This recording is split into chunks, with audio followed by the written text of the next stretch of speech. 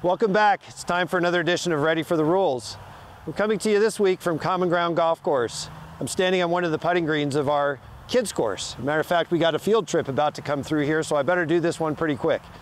This week we're talking about match play and some of the rules that have been changed for 2019 relative to match play.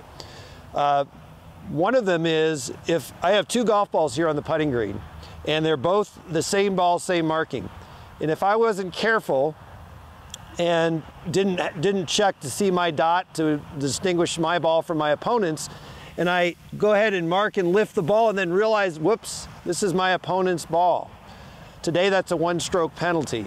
Starting next year, that will not be a penalty. Another example of one of those one-stroke penalties that will be eliminated next year.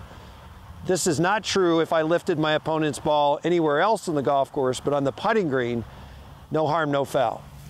Another change to the match play rules is if I play a stroke today and it strikes my opponent's equipment, or my opponent's caddy, I have the option of replaying the stroke with no penalty. I can just go ahead and try it again.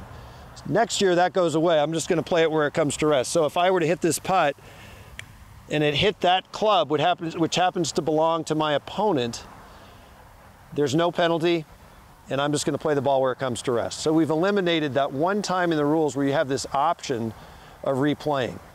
So that archaic rule goes away next year.